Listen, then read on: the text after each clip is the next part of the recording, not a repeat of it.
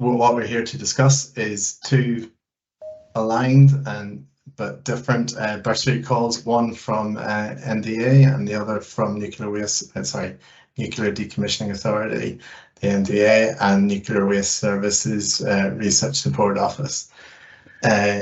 We'll go through an overview, which Rick Short will deliver shortly, and then more specific detail around the NDA's bursary call. Then I'll present the Nuclear Waste Services bursary call, and finally we'll finish with Kat Rains, who will talk through some hints and tips with regard to applying for both. And I'll quickly also, before we start, just include in the chat links for further details. So there's two links there, both of them are live, and there's plenty more detail on there. Rick, if you're happy, I'll drive, and if you just tell me to move things along as we go through, I will do that. Fantastic, thank you. So do you want to go move on to the next slide now, Paddy? Yep.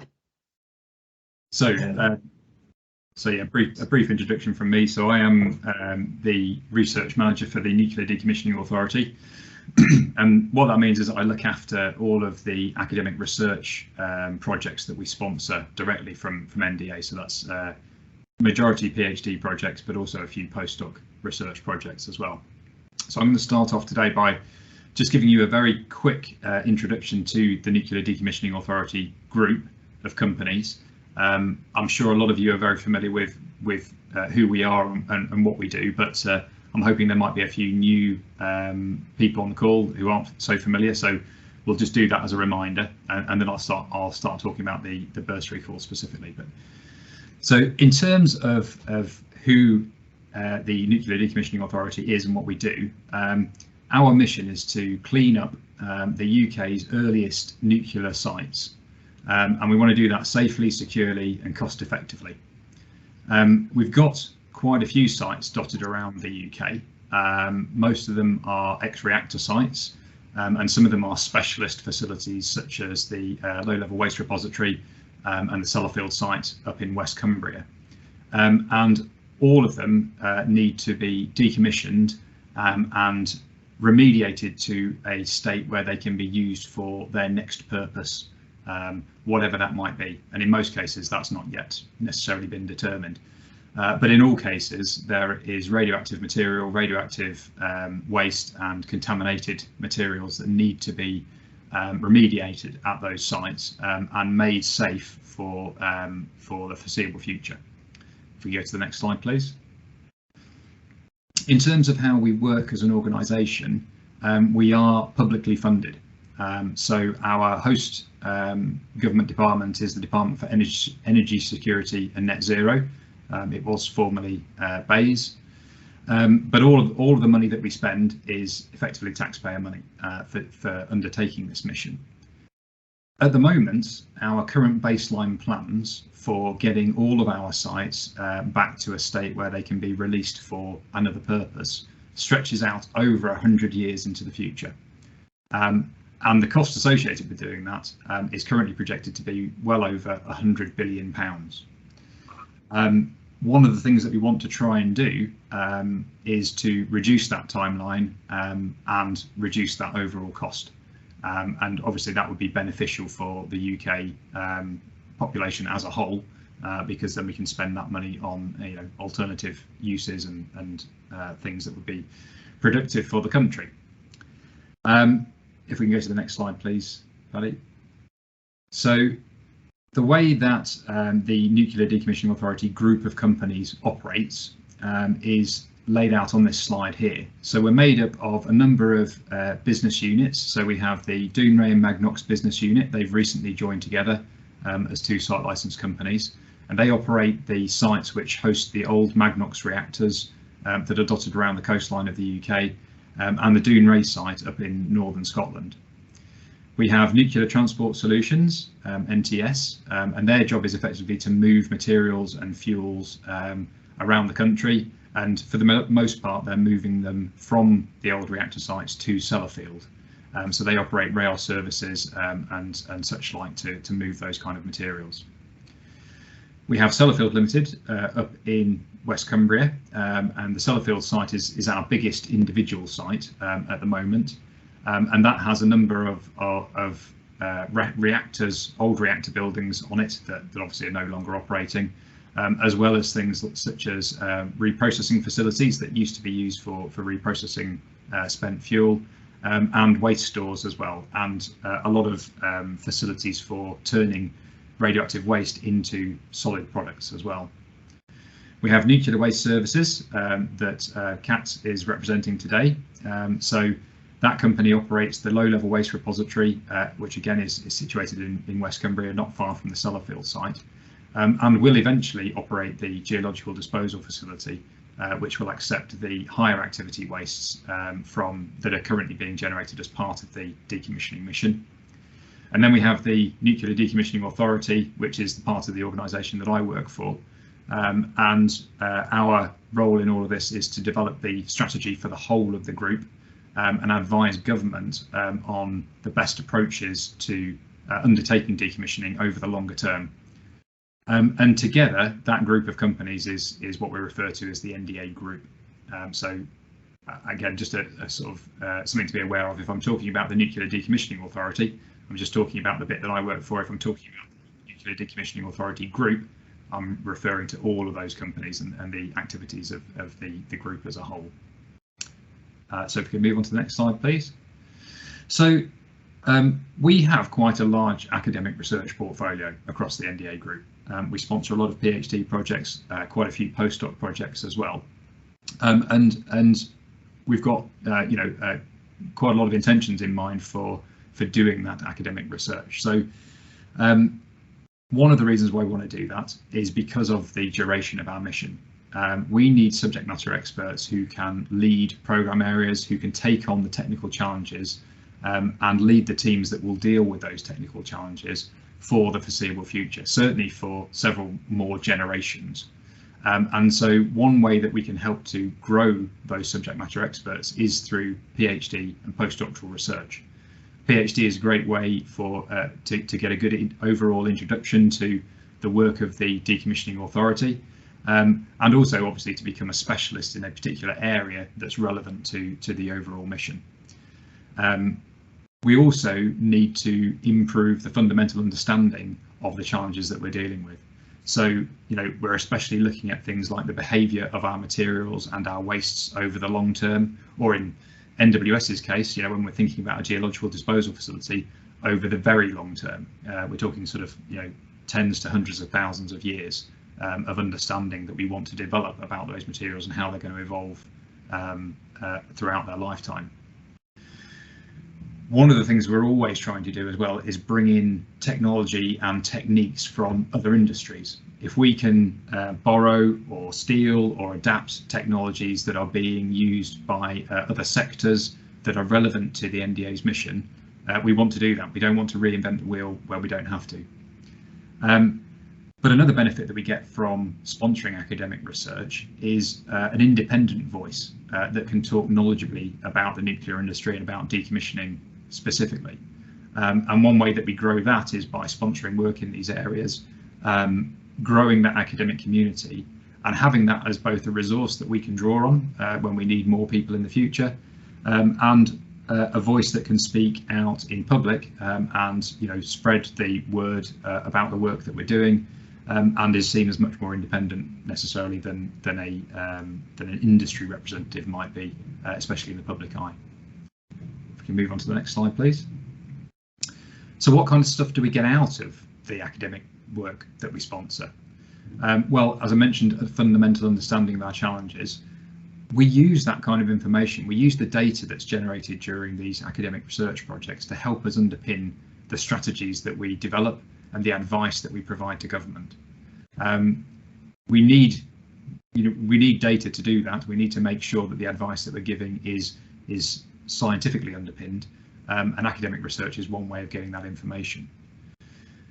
By sponsoring research in the wider academic sector as well, we're building confidence from our stakeholders, especially the likes of our host government department, but also the regulators, the people that come and make sure that we're operating the sites safely and securely and in the way that we're supposed to be doing, but also in the wider public as well. We can, the more information we have that underpin the activities that we're doing, the more certain we can be that we're doing the right activities at the right times.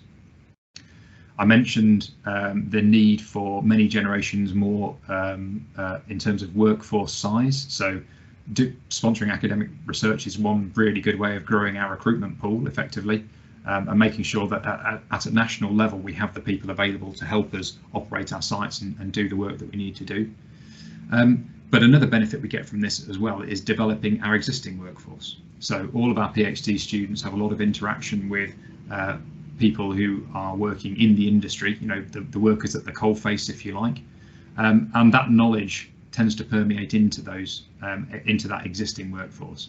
They get to keep their own skills up to date. Many of them will have been through the academic route themselves before taking on a job in the decommissioning industry, but that knowledge quickly fades if you don't keep it up to date. So interacting with the academics is a great way of keeping that knowledge up to date for our existing workforce as well.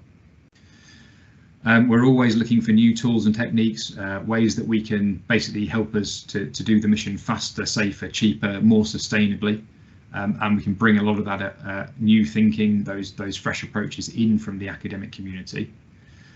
And it really helps to have access to that academic community as well, to help us to be adaptable and help us to fill the gaps where in our industry at the moment that we recognise that we have. And where we don't necessarily have the capability internally to deal with some of the challenges, especially around areas such as cybersecurity or the use of artificial intelligence or machine learning programs to contribute to the mission. Okay, if we can move on to the next slide, please, Paddy. I mentioned before that we have quite a large portfolio, so this is just a sort of a very high level overview of the size of the work that we sponsor throughout the NDA group. So at the present time, we've got over 120 active PhD researchers that are working on projects that are sponsored by parts of the NDA group. We have funded work at universities throughout the whole of the United Kingdom.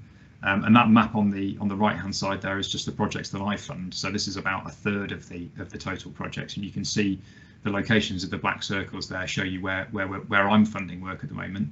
But we certainly have in the past and will in the future fund work in Wales and Northern Ireland as well as England and Scotland.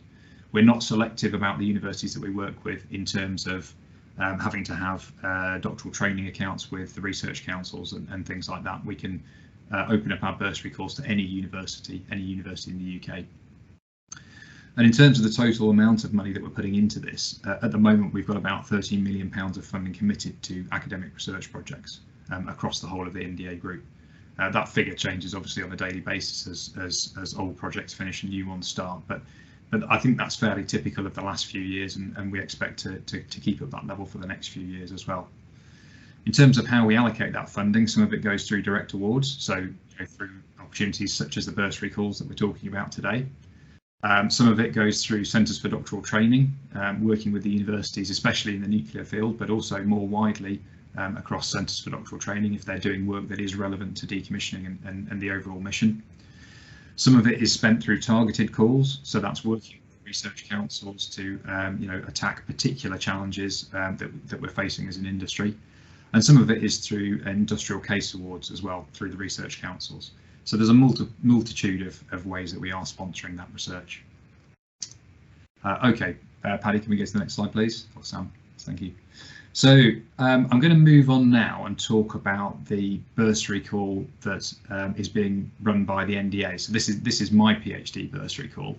And just to sort of reiterate what Paddy said earlier, there are two bursary calls that are about to go live. One is sponsored by me and one is sponsored by Kat and NWS. I'm going to talk about the NDA one first, and then Kat's going to go on and talk about the NWS one once I've finished. But in terms of the NDA bursary call, what I'm looking for are applications for PhD projects that are first and foremost relevant to the NDA mission. You can find out more about that if you don't already know, what's covered by our mission by going and reading our strategy document. So this is a strategy that we publish every 5 years, and that goes out into the public domain, and it really sets out what the key challenges are for the Nuclear Decommissioning Authority and our collection of sites. And that collection of sites is quite important as well. So the work that I want to sponsor should be applicable to multiple NDA group companies. So I'm not just looking for projects that are relevant to one particular plant or one particular site in our collection of companies that we work for, but rather applications that could be relevant to multiple sites or are relevant to the NDA mission overall.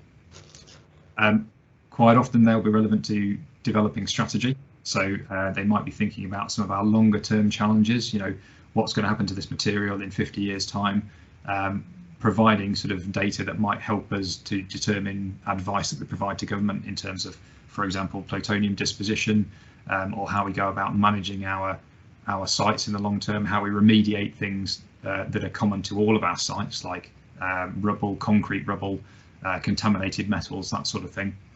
And I'm particularly interested in things that are encouraging innovative new techniques that we can apply to our challenges as well.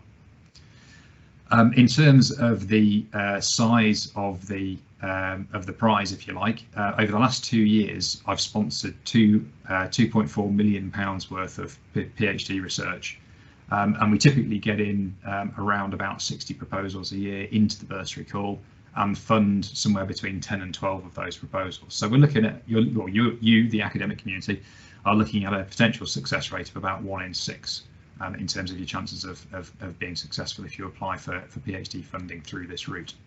Can we move on to the next slide, please? Thank you. What topics are we looking at in this call? Paddy's put the link in the chat earlier on to the overall call document, so you can go and look at the detail of these particular themes that we're asking for proposals on at your leisure. But broadly speaking, we're looking at a number of topics that are relevant to some of the more specific challenges that we have in nuclear decommissioning. How do we better characterise the materials that we're looking at? And by better, we're often talking about making things faster, making them automated so that they can be left to take multiple samples and just report back digitally to the people who are interested in those results. We're looking at getting better limits of detection from these techniques as well, and being able to sort of track our radionuclides more effectively when they're in very low concentrations in various areas.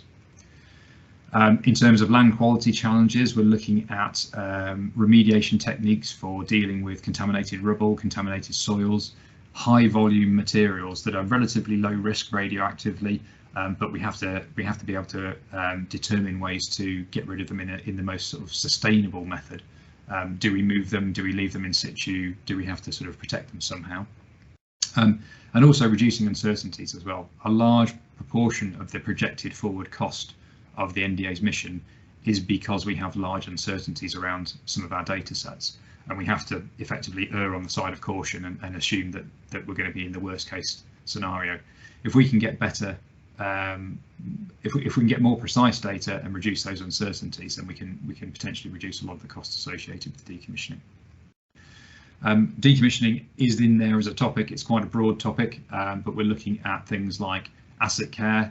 How do we look after our aging facilities? How do we think about making sure that we can monitor the rate at which they are deteriorating and be able to intervene when necessary?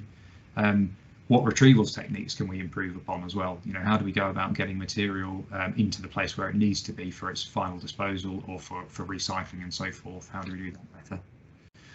Spent fuel and nuclear materials. We have a large inventory of spent fuel. It's going to be about 5,000 tonnes of material that we need to store for the foreseeable future, at least until a GDF is available. How do we make sure we can do that safely, and how do we sort of go about ensuring that material is not corroding, for example, in ponds and so forth? And how do we go about immobilising the materials that we need to immobilise as well? So any materials that aren't suitable for reuse, how do we go about making them into solid products that are effectively beyond reach and can be eventually disposed of in a repository?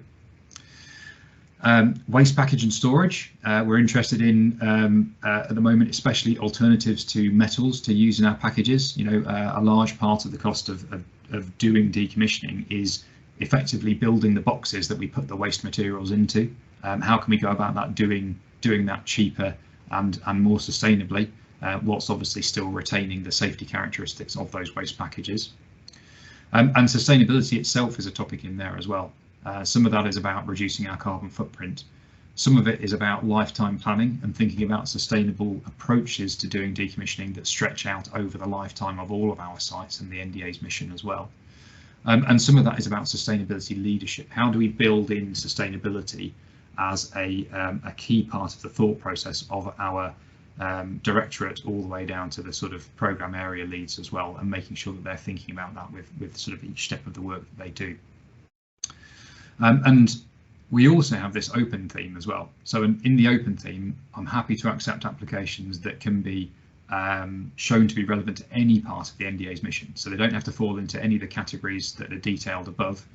But we've got some particular focus areas that we're really interested in taking applications on that stretch out, for the most part, beyond our traditional science, technology, engineering and maths subjects.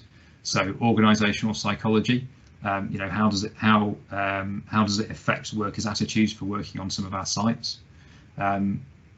Machine learning, artificial intelligence for predicting or for better risk prediction and better uncertainty modelling, and how we can build that into our financial models, especially, and think about asset maintenance and asset care in the long term, and cross-sector learning as well. I mentioned before, you know, we're always looking to bring in technologies and techniques from other industries where we think they can be useful for decommissioning. But as I say, please do go and look at the call document that Paddy's sent the link out to see the sort of the detail behind those topics. Each one has got probably 5 or 6 subcategories with a paragraph or so of information about what we're looking for in each of those areas. Next slide, please. So just a few key points to finish with there about my call in particular.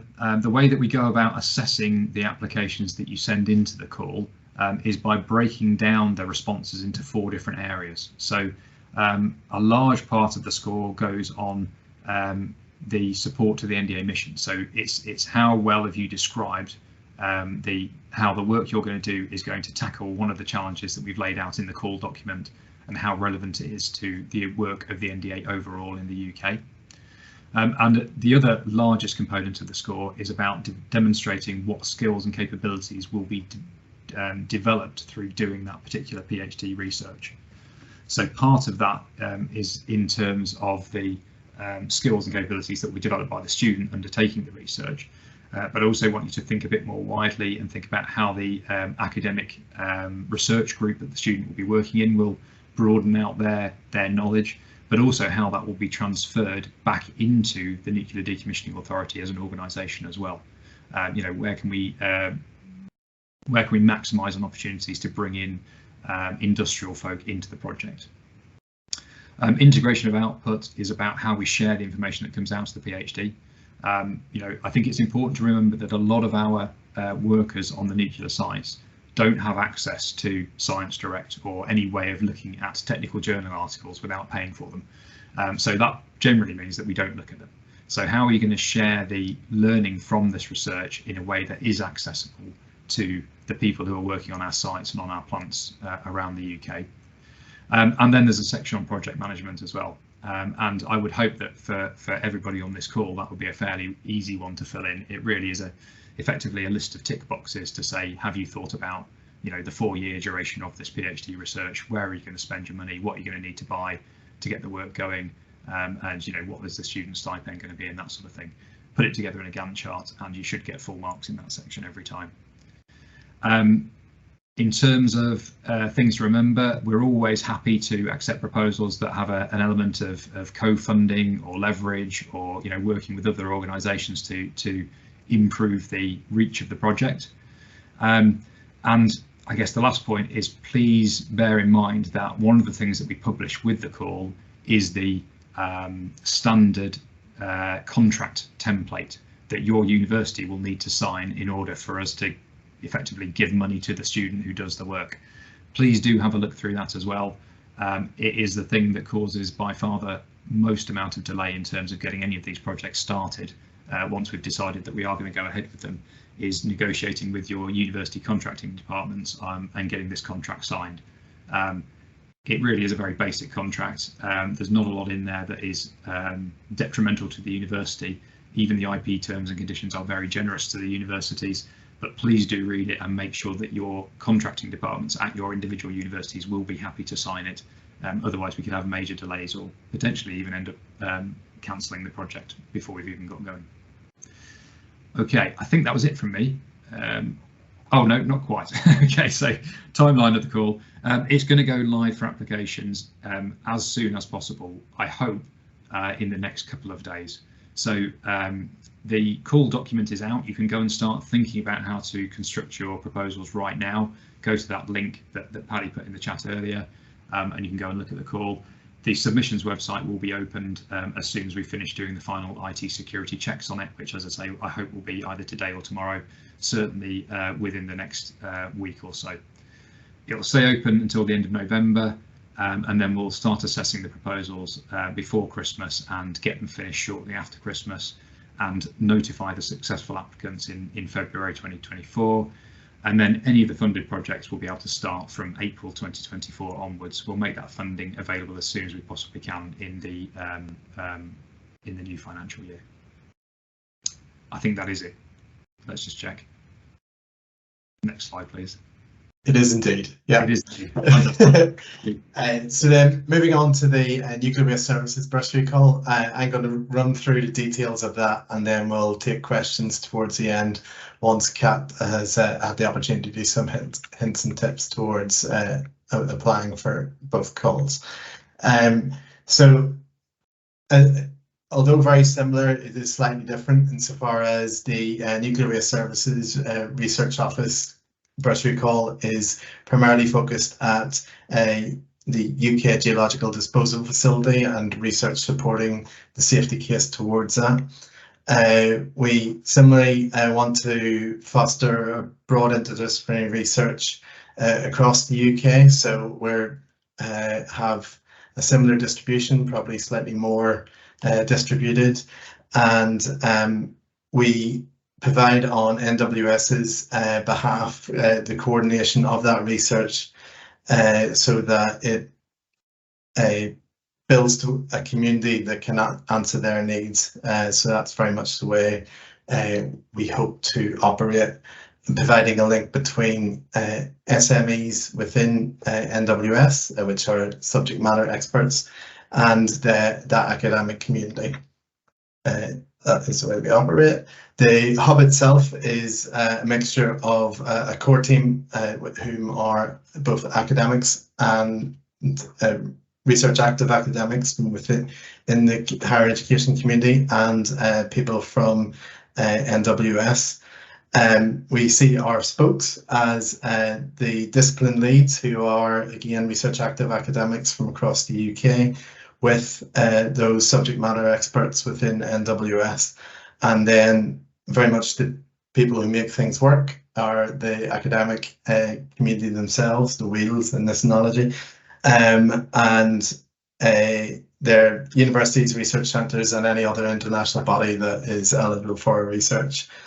In a similar way, we're very proud of what we've achieved. We've been going for about 3 years. And we have had 3 different rounds with an ever-increasing number of universities applying, a slight dip in allocated applications last year, primarily because of the areas that were put forward for funding. But we continue to award more and more projects. So we're very happy with that, and a slightly higher success rate, and may it ever continue. The bursary call itself, so a slightly different timeline. Our bursary call is open.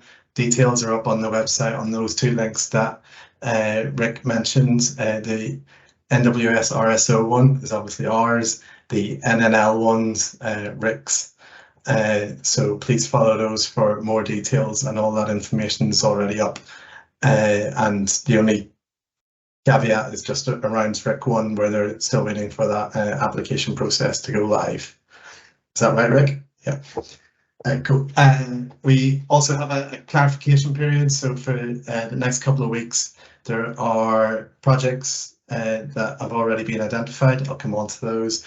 And we have a couple of weeks for you to read those, make sense of them, and ask any questions of us. Just addressing a frustration academic colleagues have around the UKRI way of working, where there isn't that kind of refinement opportunity. So we've included that. The call closes on the 13th of November. Then there'll be an evaluation within NWS, and who do have the final decision. And then we'll notify people probably just after a new year for projects to begin start of the next academic year, so September, October, and 24. So that's a timeline. That clarification period, just to highlight, is your opportunity to ask questions about the nature of the projects and what can and cannot fit within them. Something very much to highlight is that we accept questions from everyone, but all answers will also be posted to everyone. So just be aware that you're not just asking a question for yourself, we'll be asking a question for the whole community. And that's just to be fair to everyone. So please take advantage of that, and it's through the RSO on the web. The email address, pardon me, is there for you to make to ask those questions. Within the application form, we've included the scoring criteria, very similar to what Rick outlined for the scoring criteria. Obviously a slight difference, but all the details are there. So I've put fit to scheme as one of the major areas that need hit. But most of you will recognise all of the different scoring criteria that are pretty standard for an academic submission. And these are the 11 projects that are currently live. Each of the projects has a full description within the guidance criteria on that web link. So if any of those are of interest, please read that, ask any clarification questions. And they're across the research area that the RSO deals with. So quite a broad cross-section of research projects being sponsored by NWS this year. There is also the open topic, which I think Rick described fairly well from a NDA point of view. It's very much a similar opportunity within nuclear waste services. So it's basically for stuff we haven't thought of. It does have to be around GDF, the geological disposal facility. So it does have to support that science case, and we hope that it would be along the lines of the science and technology document that the Nuclear Waste Services has for the GDF that is available online. But please go look at those projects, and the benefits to the students are hopefully relatively straightforward and normal from a funder insofar as the funding itself, very important. It's a nationally valued project, so you're working towards that GDF. There are placements to be had, and we are really proud of the community that we foster. There's an annual conference. We also have access to Rick's conference when that comes around. And then there's events specific to disciplines. So we'll try to get all the geoscientists to work together and take them off to do activities themselves, so that regardless of which institution the student's based, they'll always have all those opportunities that all the students would have, as well as access to the SMEs and discipline leads. And finally, we really encourage that kind of engagement with communities.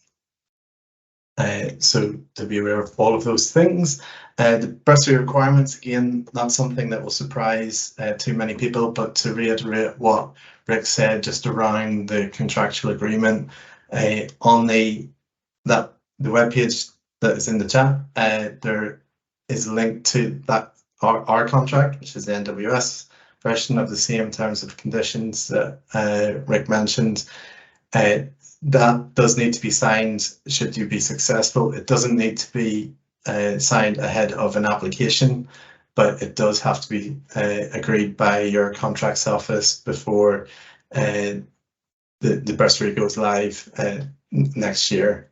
So just be aware that that is an absolute contractual requirement and is mandatory. Everything else I think is relatively standard, and as Rick alluded to, all the T's and C's are generous and not out of the ordinary. It's just different than the regular UKRI one. And with NWS, the contracting body, confusingly, is radioactive waste management, but that is the legal name for the trading name of NWS, which is slightly confusing, but it's just the reality. And then I'll move on and let Kat speak, and then we'll take questions after that. Thank you. Yeah, thanks, Paddy. Thanks, Rick. Yeah, just on that clarification point, NWS has only been formed in the last year or so, and it's a combination of radioactive waste management, responsible for GDF, and the low-level waste repository in Cumbria. Those two companies have come together to form Nuclear Waste Services, leading to still quite a lot of confusion. But I thought I would touch on a few pointers in terms of writing a great grant application for us specifically. These will probably be things that you're very familiar with, but just to reiterate in a, I guess, industry context, the way we work might be different from UKRI or other places that you would get funding from. So it's just having that perspective and that lens. So as we've kind of said quite frequently, check the scope, see what we're looking for, look at the documents that underpin the questions we're asking and the type of information that we're wanting for the PhDs in a technical manner. Paddy mentioned the SNT plan. That is one source for the RSO Bursary call. There are documents around GDF online, and again, use the clarification period for further questions if you want to. Read the guidelines. So again, touching on the grant T's and C's, that is mandatory and needs to be fulfilled. And there's quite a lot of guidance to help you write a great application. So for example, if you miss a section of one of the criteria, unfortunately, you will score poorly. So make sure that you are reflecting back the guidelines and the scoring in your application to make it easy for us to assess, and also make it easy for us to demonstrate that the proposal meets all of our criteria from a commercial and procurement point of view. One topic I just wanted to mention is don't assume expertise. We have research managers and subject matter experts in NWS who will be evaluating these proposals, but they might not be the absolute expert in the specific area that we have asked for, and we may not have a full team of people with that exact expertise in that area. So you need to be writing the proposals that are, I guess, from a relative lay perspective. There can obviously be technical detail, but also I would like to take the application and be able to show it to, you know, the higher ups and say, this is why we're funding the research, this is why it's important. It needs to be really clear in a non-jargon way of why what you're proposing is the best, most suitable way to meet our challenges. Start early. So we have the clarification period open now. If you're new to working with NDA and NWS, it might take some time to familiarise yourself with the types of challenges that we have. There are lots of documents on the gov.uk website. We have our S&T plan. There's a strategy document. Just have a think. What we're looking for are relatively interdisciplinary, really across nearly all disciplines.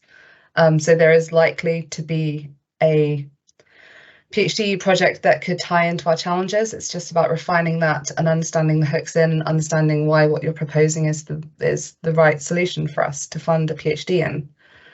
demonstrate the impact. We, as was mentioned before, we don't have access internally to academic journals.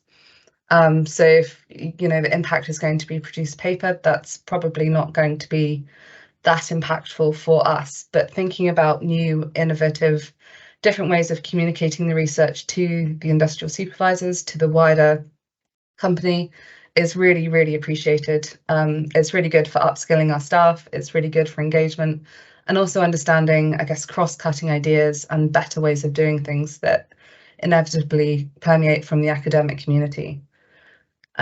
Perfect. So lip service, pay more than lip service to diversity, equity and inclusion. This is just thinking more broadly. We want to see a diverse team preferably, and due to the nature of our programs with the longevity that was mentioned in the beginning, we are really looking for the new generation of researchers that can support us in this mission, and thinking of ways to boost the diversity in all senses in that community moving forward is going to be really important to us. Use the templates supplied. Please think off-piste. Think about the budget, please. Yeah, I mean, what we're asking for in terms of the project management for these PhD applications is fairly minimum, but they need to be done. There have been quite a few instances in the previous bursary calls where people haven't filled in the project management section of the form in the way that we have requested, and that has led to the project not being able to be evaluated and go forward. So just read the information and just make sure you've ticked everything that we've asked you to do off the list. Prepare to fail and prepare for the worst. The success chances of our bursary calls are, pretty good, particularly in terms of academic funding, particularly for new people. And we are really looking to bring in new institutions, new researchers, support early career researchers in these calls. It may take a few iterations to fully understand what we're looking for, but please don't be put off and keep engaging with us, because there are really a substantial number of opportunities to support us in our respective missions, and the place for academic research in that is really, really valuable to us. So yeah, don't be deterred if you're not successful the first time. And it's not just the bursary call. We're looking for, we can support letters of support, we can support all different types of academic research to the best of our ability. So it does go further than the bursary call as well. So those are some, just to hammer home the key points from these presentations in terms of what we're looking for applications. And yeah, we can take questions from the community. And thanks everyone for attending. Yeah, so thank you very much, Kat and Rick. If anyone has any questions at this stage, can you please just raise your hand? Somebody has, hold on. Alima, do you want to unmute yourself and ask the question? Hi, thank you very much for the introduction. Maybe this is within the material that you have online. I didn't have time to look at this, but I'm just wondering, I've realized that the budget per PhD is about 130 to 150, let's say, K. Are students, are overseas students eligible for the funding, or this is up to the universities to cover the difference in fees? This is one question I have. And the second question is related again to the budget, is whether within this 150K equipment costs for the particular PhD are eligible. Thank you. Sure. Rick, do you want me to have a go down? Do you want to go first? So from my perspective, there is a limit on what we can pay for each individual project. I think it's 150,000 this year, but we did publish that in the call. I don't think we would be able to pay additional fees just to bring in an overseas student on top of that. One of the parts of the reasoning behind that is because we are looking to grow the UK workforce through these projects. So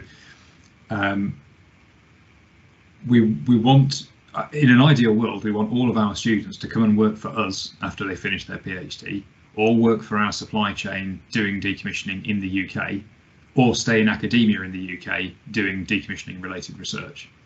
I guess there's no reason at all why we can't have foreign nationals working on these projects, but I would always be asking the question, you know, is their intention at the outset of the PhD research, is it to stay in the UK and to carry on working in the decommissioning sector? And if the answer to either of those things was no, then I wouldn't be that interested in funding the project in the first place, especially if the answer was no, I just want to come here, get a PhD, and then, you know, move back to my home country with the additional qualification, because that's not really adding anything to the NDA's mission there, in that respect, in terms of the sort of, you know, future work.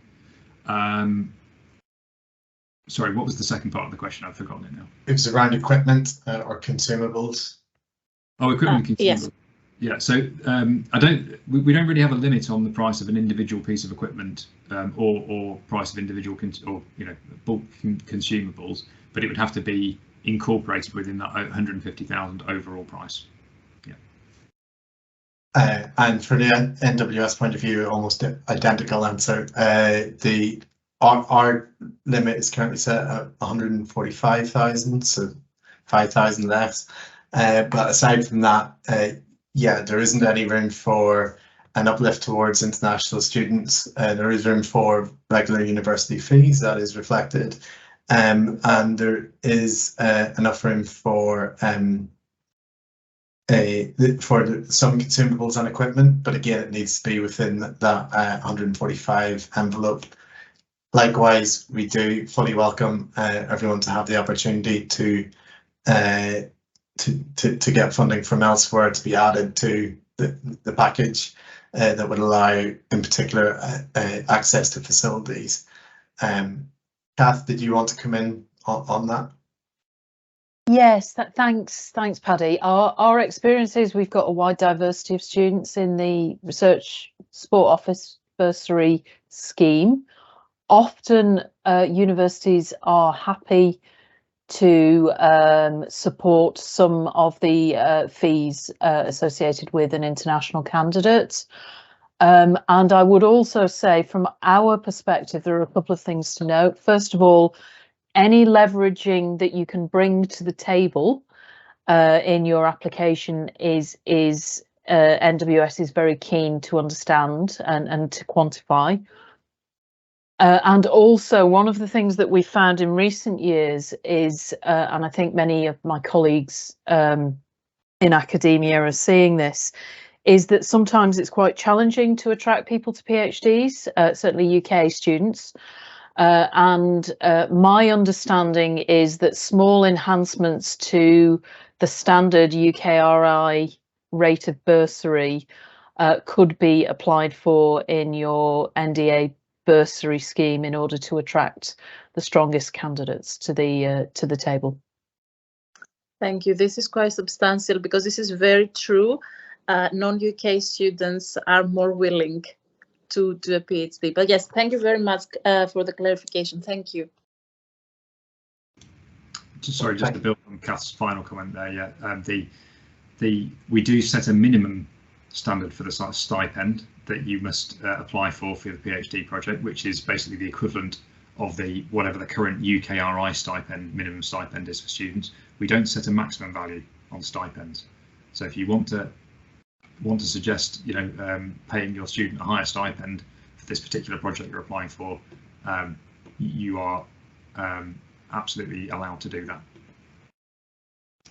Yeah, reiterate that from the NWS point of view. Vasily, do you want to unmute yourself and ask your question? Thank you, Patrick. Thank you. My question is probably about the NWS core topics. I understand it's quite a diverse set of topics across computer science, maths, and environment. I'm calling from Hartford University Institute of Geoenergy Engineering, where we do not have the PhD. We do not award PhD in computer science or applied math. That's our colleagues in NACS. We have, for example, we can award PhD in applied geoscience, if that helps. But I just wonder if that would be a barrier. For example, most of my students, they do machine learning for geoscience workflows, and I just wonder if that strict topic the degree topic for a PhD, which I cannot award in my school, would be a barrier for the application. Do you want me to try that one? Please. Okay. Yeah. I think if you can offer a credible PhD proposal in your subject discipline area, we are calling our discipline. We recognise the multidisciplinarity that's required in both decommissioning and radioactive waste disposal, and I think Rick's will agree that decommissioning is not one subject. So in simple terms, if you can make a credible case that is awardable within your department with you as the principal investigator, then you are therefore eligible. Right. Okay. So basically, for example, application of machine learning to rapid reactive transport doesn't necessarily be a computer science award. It could be applied geoscience award. It could be an earth sciences department. It could be a computer sciences department, etc. Yes, that's correct. Yeah. In my opinion, and it's making the credible case. Mm-hmm. Thank you. And just a wee one, following up on Elma's question earlier, because something which Rick mentioned about what they would likely to support those candidates who are keen to graduate and join the UK industry. Does it mean that there would be some once the project is awarded and the PhD candidates are screened, there would be some engagement with the funder in selecting those candidates, or it's just within the grant holder of the university? In the case of the NDA bursary call, then no, we don't get involved in the recruitment process. Although, as I said, I would very much be interested in you during the recruitment process asking the student what their sort of long-term intentions were. Now, obviously, I appreciate that. We're not making anyone sign up to a lifetime of working for the decommissioning industry, and there's absolutely no guarantee that anyone that says they're super enthusiastic at the outset of a PhD will still be interested at the end of the PhD. But if their intention from the outset is no, I just want to get a qualification so that I can take it and go and work somewhere else, especially if it's a non-UK destination, then I'm less interested. Mm-hmm. Thank you. Totally appreciate it. Just wanting to clarify the rules. Thank you. And then I'll take the question within the chat, and then, or have you answered that already? You have, Rick? Yes, sorry, I've answered that for NDA. I think that's true for you guys, but it's up to 4 years. If you want to apply for 3.5 years, then that is within your gift, I think is the right word, but it's up to 4 years. I would say I guess just to sort of expand on that a little bit, I do recognise that once the thesis has been submitted, it can be some months before a viva takes place. I wouldn't necessarily include that period within the 4 years.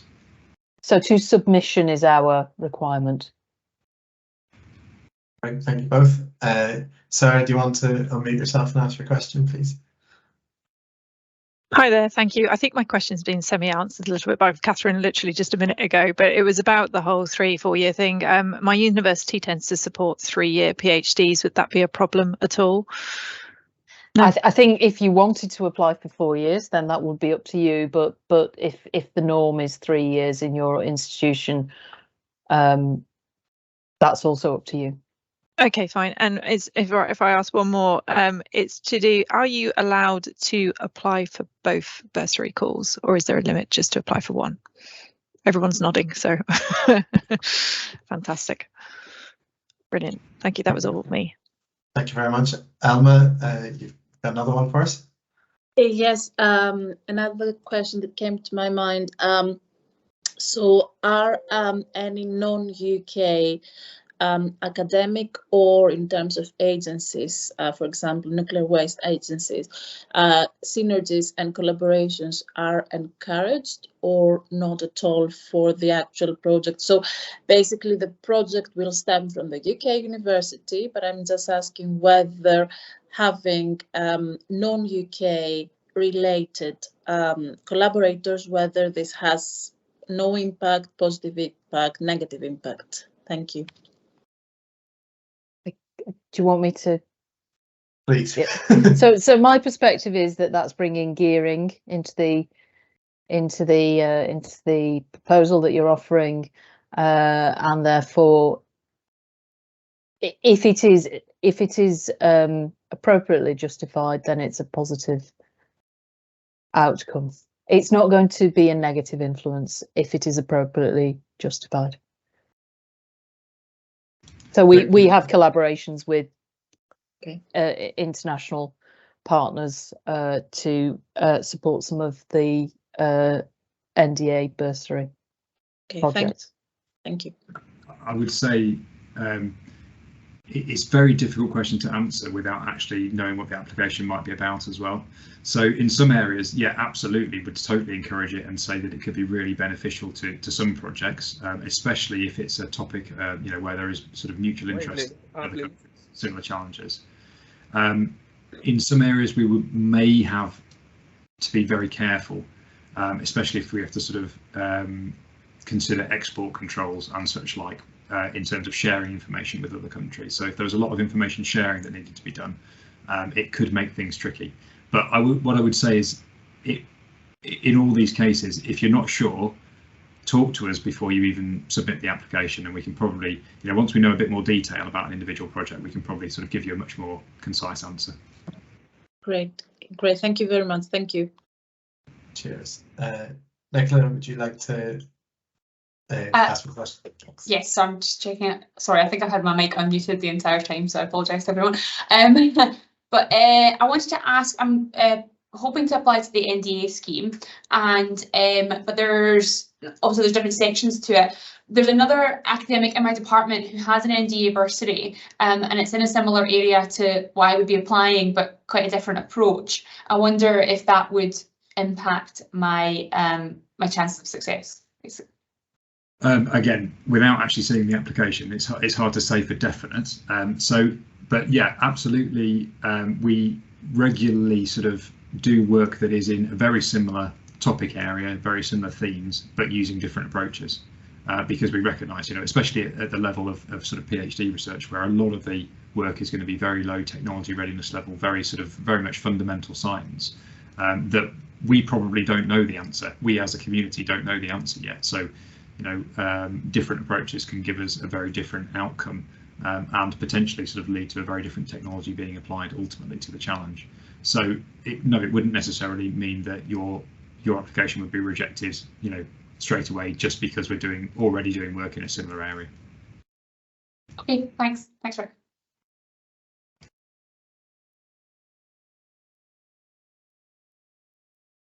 Yep. Sorry, pardon me. Any more? I think we're all good in the chat. No? Great. So just one more thing from me, and it's about the applications and the assessment process. And we've already said this, but I'm going to say it again. In the documents that go out with the calls, we tell you how to score full marks in each section of the application. We tell you what our assessment criteria are, and we tell you what, how we assess full marks to a quarter marks to 0 marks. Please read that, before you start writing your answer, and it will help you write a better answer to each of the questions we ask you in the application. Yeah, I think that's a point really well made. Thank you very much. Oh, is there another one? Animal? Would you like Yeah. Can you hear me okay? Yeah. Just a clarification, I think, based on the feedback of the previous applications that have submitted MWS. I think one of the points that was mentioned was, for example, I think you have an open category and other categories as well. And I think, is it correct to assume that if a project essentially deals with the long-term storage or the disposal, that then it's more suited to apply to NWS rather than to NDA? And if it's mainly dealing with the interim storage and the issues around that, then probably NDA is more appropriate than NWS. Captain Rick, do you want to have a go at that? I mean, yeah, so the NWS call is specifically for geological disposal and the long-term disposal of radioactive waste and the issues relating to that. And so the NDA brief, and I don't want to speak for you, Rick, is broader than what you've articulated. Do you want to add? So, yeah. Again, it's difficult to say without sort of maybe hearing a bit more detail, but I would say if it's disposal, then it's the NWS call. Yeah. If it's storage, it's probably more likely to fall within the bounds of my call. And you know, as I say, it would probably depend on the specifics of the application as to which theme it might fit into. But yeah, disposal is NWS, storage is most likely to be my call. But I guess it's a terminology thing. We tend to talk about interim storage, which is the entire period of time before it goes to the GDF or before it goes to the low-level waste repository. So we don't really have long-term storage. It's not really a thing. It's either being interim stored or it's being disposed of. Does that make sense?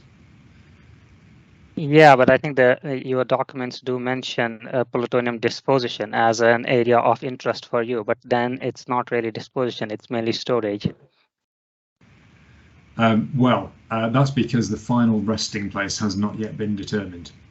So if we're storing it, ultimately, if it's going to be disposed of, it will go into a repository. If it's not being put in the repository, then it's under NDA's care, if you like. So it would effectively be in storage, awaiting a final disposal option. So I think it sounds like it probably is more relevant. If it's about the storage period, it's probably more relevant to my call. If it's about the actual behaviour in a repository, then it's more appropriate to the NWS call. Yeah, thanks a lot. Thank you very much. That's super helpful. Thank you very much for all the questions. As alluded to, we're all here and we're happy to answer questions over email beyond this. The recording will go up along with the slides shortly. And yeah, just leaves me to thank you all for coming along, and Rick, Kath, and Kat, as well as Sam Roberts for helping us out today. So thank you very much, everyone, and talk to you soon. Bye. Thanks all. Thanks. Thank you. Bye.